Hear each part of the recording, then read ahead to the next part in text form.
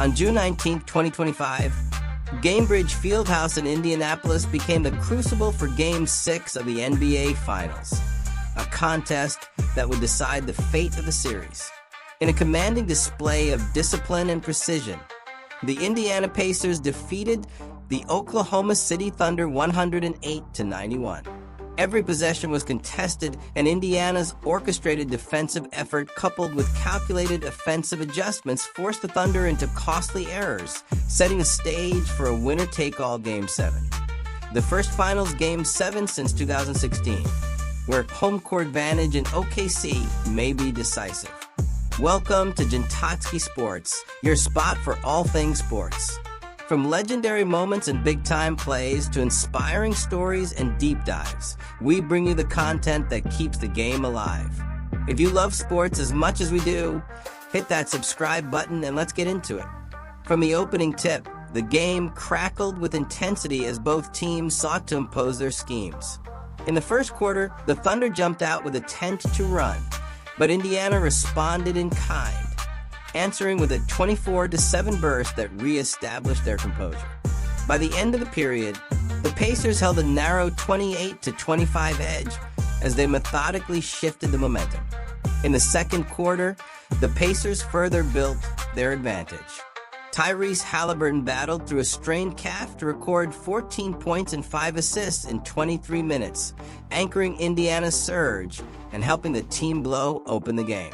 With the offense clicking through well-crafted pick and rolls and aggressive drives in the paint, Pascal Siakam repeatedly attacking the rim and Obi Toppin providing spark off the bench, the Pacers expanded their lead. Andrew Nembhard added 17 points to the scoring spread, while Toppin dropped 20 off the bench, culminating in a halftime score of 64-60 in Indiana's favor. The third quarter was a grueling back-and-forth affair. Both sides traded buckets while Indiana maintained its rhythm through disciplined ball movement. The Pacers' defensive rotations forced Oklahoma City into hurried decisions, and over the course of the period, Indiana managed to force 21 turnovers, turning each one into a fast break opportunity. Meanwhile, the Thunder's struggles from beyond the arc persisted as OKC shot only 26.7% from three, with Indiana controlling the tempo and stifling the visitors' blue-collar transition efforts. In the fourth quarter, the narrative was irrevocably reset in Indiana's favor. The Pacers extended the lead to 31 points early in the period, a testament to their relentless pressure and efficient execution. As the defense continued to smother the Thunder's scoring attempts, every turnover yielded another transition bucket. Although OKC tried to mount a late rally, the Pacers' cohesive offensive sets and collective determination held firm, enabling Indiana to finish the game at 108-91. Game 6 was a masterclass in both strategy and execution. For the Pacers, the victory underscored their resilience and ability to reinvent themselves under pressure. Their strength lay not only in the balanced scoring produced by 6 players in double figures, but also in their ability to capitalize on mistakes. Tyrese Haliburton's performance was especially notable, as he battled through his calf strain to register 14 points and 5 assists in limited minutes, an effort that helped Indiana blow open the game in the second quarter. Alongside him, Pascal Siakam's relentless drives in the paint and the versatile contributions of the bench. Andrew Nembhard's 17 points and Obi Toppin's 20 off the bench provided a well-rounded offensive attack. The Pacers' defense was equally impressive, by forcing 21 turnovers and converting many of them into transition points. They exploited Oklahoma City's vulnerabilities, particularly when the Thunder's three-point shooting slumped to just 26.7%. Yet Indiana's success was not without its challenges. At times, their offensive flow wavered under intense pressure, and isolated lapses in ball control nearly allowed the Thunder back into the game. The lesson is clear. To sustain their momentum into a decisive Game 7, the Pacers must further refine their communication and maintain composure in crunch time, ensuring that every possession counts and turnovers are tightly minimized. With Game 7 looming large, both teams are now meticulously refining their approaches. Indiana's coaching staff, led by Rick Carlisle, is focused on salvaging those final minute possessions that proved so crucial in Game 6. Their strategy will emphasize an early reset in offensive sets, using staggered cross screens and refined Spain pick-and-roll variations to force Oklahoma City into premature rotations. Repositioning Miles Turner as a dedicated short-roll facilitator should create clearer lanes for kickouts to established shooters, ensuring that the Pacers' motion-based offense maintains its fluidity. On defense, Indiana will experiment with situational box-and-one schemes on the key playmakers of OKC, coupled with a flexible 1-2, two-shell design to stifle transition opportunities and compel contested catch-and-shoot scenarios. On the other side, the Oklahoma City Thunder's performance revealed a blend of elite talent and troubling inconsistency.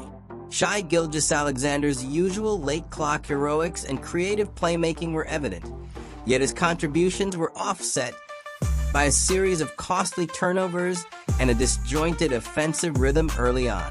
Jalen Williams provided a spark with his scoring bursts, and Chet Holmgren's presence in the paint contributed to a respectable inside game, but the overall cohesion was lacking. The Thunder's ability to force turnovers was commendable. However, when Indiana controlled the pace and capitalized on those mistakes, Oklahoma City's offensive firepower diminished.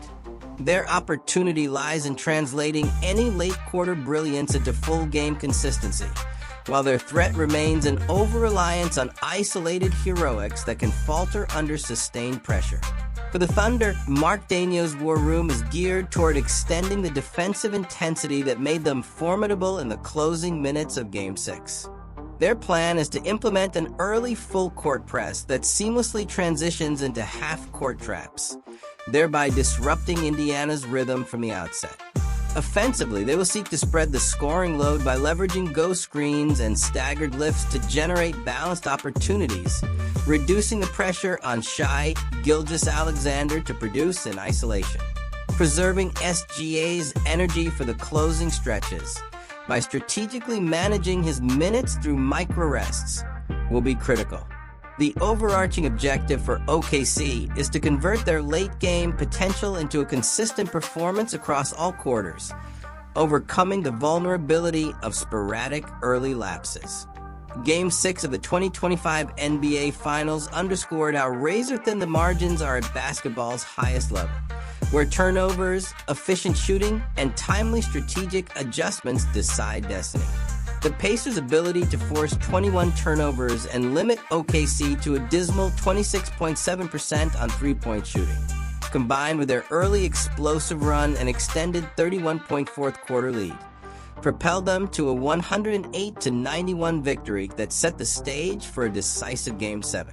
As both teams now reconvene, the ultimate championship will likely go to the squad that can execute flawlessly over all 48 minutes, seizing every moment and closing each quarter with clinical precision. Thanks for watching Jintotsky Sports. If that video hit home or gave you something to think about, drop a like and let me know what you think in the comments. Don't forget to subscribe for more stories that bring the heart of sports to life.